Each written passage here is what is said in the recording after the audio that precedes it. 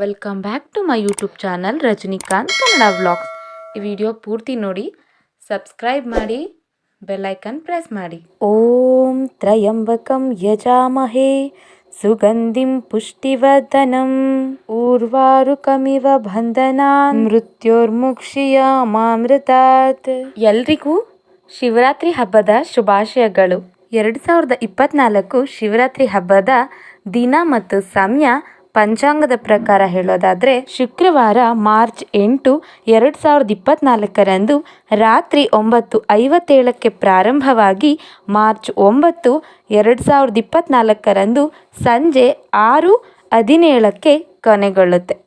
ಶಿವರಾತ್ರಿ ಆಚರಣೆ ಮಾಡುವ ಪ್ರತಿಯೊಬ್ಬರೂ ಕೂಡ ಶಿವರಾತ್ರಿಯ ಮಹತ್ವ ಏನು ಅಂತ ತಿಳ್ಕೊಳ್ಳೇಬೇಕು. ಆಗ ತಿಳ್ಕೊಂಡಾಗಲೇ ಅಲ್ವಾ ನಾವು ಆಚರಣೆ ಮಾಡೋದಕ್ಕೂ ಒಂದು ಸಾರ್ಥಕತೆ ಸಿಗೋದು. ಹಿಂದೂಗಳ ಪ್ರಮುಖ ಹಬ್ಬಗಳಲ್ಲೊಂದಾದ ಮಹಾಶಿವರಾತ್ರಿ ಆಚರಣೆಗೂ ಕೂಡ ಒಂದು ಹಿನ್ನೆಲೆ ಇದೆ. ಅನೇಕ ಕಥೆಗಳಿವೆ. ಕೈಲಾಸವಾಸಿ ಶಿವನಿಗೆ ಶಿವರಾತ್ರಿ ಅತ್ಯಂತ ಪ್ರಿಯವಾದ ದಿನ.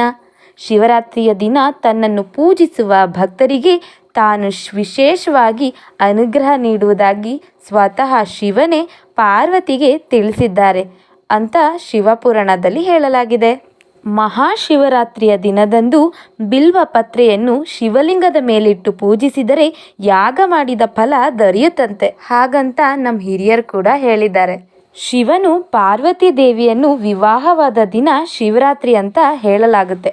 ಅಲ್ಲದೆ ದೇವತೆಗಳು ಹಾಗೂ ಅಸುರರ ನಡುವೆ ನಡೆದ ಸಮುದ್ರ ಮಂಥನದಲ್ಲಿ ವಿಷ ಉದ್ಭವವಾದಾಗ ಅದನ್ನು ಶಿವ ಕುಡಿದ ನಂತರ ವಿಷ ಗಂಟಲೊಳಗಿಂದ ಇಳಿಯದಂತೆ ಪಾರ್ವತಿ ದೇವಿ ಇಡೀ ರಾತ್ರಿ ತಡೆದ್ಲಂತೆ. ಇದು ಶಿವಪುರಾಣದ ಇನ್ನೊಂದು ಮಹಿಮೆ ಅಂತ ಹೇಳಲಾಗಿದೆ. ಜೊತೆಗೆ ಭಗೀರಥನ ತಪಸ್ಸಿಗೆ ಮೆಚ್ಚಿ ಇಳೆಗೆ ಇಳಿದು ಬಂದ ಗಂಗೆಯನ್ನು ಶಿವ ತನ್ನ ಜಟೆಯಲ್ಲಿ ಕಟ್ಟಿಕೊಂಡಿದ್ದ. ಇದರಿಂದ ವಿಚಲಿತನಾದ ಭಗೀರಥ ಗಂಗೆಯನ್ನು ಭೂಮಿಗೆ ಹರಿಸುವಂತೆ ಶಿವನನ್ನು ಪ್ರಾರ್ಥಿಸಿದ್ದ. ಆತನ ಭಕ್ತಿ ಮೆಚ್ಚಿ ಶಿವ ಗಂಗೆಯನ್ನು ಹರಿಯಬಿಟ್ಟಿದ್ದು ಇದೇ ದಿನ ಎನ್ನುತ್ತದೆ ಪುರಾಣ.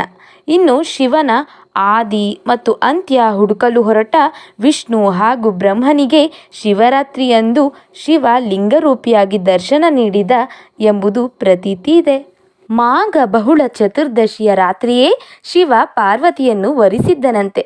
ಹೀಗಾಗಿ ಅಂದು ರಾತ್ರಿ ದೇವಾನುದೇವತೆಗಳೆಲ್ಲರೂ ಜಾಗರಣೆ ಮಾಡಿ ಗಿರಿಜಾ ಕಲ್ಯಾಣ ವೀಕ್ಷಿಸಿ ಶಿವ ಪಾರ್ವತಿಯರಿಬ್ಬರನ್ನೂ ಪೂಜಿಸಿದರಂತೆ. ಹೀಗಾಗಿಯೇ ಜಾಗರಣೆ ಪದ್ಧತಿ ಆಚರಣೆಗೆ ಬಂದಿದೆ ಎನ್ನಲಾಗಿದೆ. ಪ್ರತಿ ಸಂವತ್ಸರದಲ್ಲಿ ಶಿಶಿರ ಋತುವಿನ ಮಾಘ ಮಾಸದ ಕೃಷ್ಣ ಪಕ್ಷ ಚತುರ್ದಶಿಯಂದು ರಾತ್ರಿ ವೇಳೆಯಲ್ಲಿ ಶಿವಪಾರ್ವತಿ ಜೊತೆಯಲ್ಲಿ ಭೂಮಿಯಲ್ಲಿ ಸಂಚರಿಸುತ್ತಾ ಎಲ್ಲ ಸ್ಥಾವರ ಜಂಗಮ ಲಿಂಗಗಳಲ್ಲಿ ಸಂಕ್ರಮಗೊಳ್ಳುತ್ತಾನೆ. ಆ ಸಮಯದಲ್ಲಿ ಅಂದರೆ ಶಿವರಾತ್ರಿಯಂದು ರಾತ್ರಿಯ ವೇಳೆಯಲ್ಲಿ ತನ್ನನ್ನು ಯಾರು ಪೂಜಿಸುವರೋ ಅವರ ಪಾಪಗಳು ಪರಿಹಾರವಾಗುತ್ತವೆ ಎಂದು ಸ್ವತಃ ಶಿವನೇ ತಿಳಿಸಿದ್ದಾರೆ. ಮಹಾಶಿವರಾತ್ರಿಯ ದಿನದಂದು ಶಿವನ ಪೂಜೆ ಮಾಡಿದರೆ ಎಲ್ಲ ಕಷ್ಟಗಳು ಪರಿಹಾರವಾಗಿ ಸುಖ, ಶಾಂತಿ, ಸಂಪತ್ತು ಲಭಿಸುತ್ತದೆ, ಪಾಪ ಪರಿಹಾರವಾಗುತ್ತದೆ ಎಂಬ ನಂಬಿಕೆಯೂ ಇದೆ. ಸಾಮಾನ್ಯವಾಗಿ ಎಲ್ಲ ಶಿವನ ದೇವಾಲಯಗಳಲ್ಲೂ ರಾತ್ರಿಯಿಡೀ ಗಂಗಾಜಲ ಅಭಿಷೇಕ, ಪಂಚಾಮೃತ ಅಭಿಷೇಕ ನಡೆಯುತ್ತದೆ. ಗೋರೋಚನ, ವಿಭೂತಿ ಹಾಗೂ ರುದ್ರಾಕ್ಷಿ ಮಾಲೆಯಿಂದ ಶಿವಲಿಂಗವನ್ನು ಅಲಂಕರಿಸಲಾಗಿರುತ್ತೆ. ಹೀಗೆ ಅಲಂಕರಿಸಿದ ಶಿವಲಿಂಗವನ್ನು ನೋಡಲು 2 ಕಣ್ಣು ಸಾಲದು ಅಲ್ಲವೇ? ಶಿವರಾತ್ರಿಯ ದಿನದಂದು ಎಲ್ಲರೂ ಬಿಲ್ವಪತ್ರೆ ಇಟ್ಟು ಶಿವಲಿಂಗವನ್ನು ಪೂಜಿಸಿ ಶಿವನ ಅನುಗ್ರಹಕ್ಕೆ ಪಾತ್ರರಾಗಿ ಅಂತ ಹೇಳ್ತಾ ಈ ವಿಡಿಯೋ ನಿಮಗೆ ಇಷ್ಟ ಆಗಿದ್ರೆ ಲೈಕ್ ಮಾಡಿ, ಶೇರ್ ಮಾಡಿ, ಕಮೆಂಟ್ ಮಾಡಿ, ಸಬ್ಸ್ಕ್ರೈಬ್ ಆಗೋದಂತೂ ಮರಿಲೇಬೇಡಿ ಅಂತ ಹೇಳ್ತಾ ಈ ವಿಡಿಯೋ ಮುಗಿಸ್ತಾ ಇದ್ದೀನಿ. ಸರ್ವಂ ಶ್ರೀಕೃಷ್ಣ ಅರ್ಪಣಮಸ್ತು.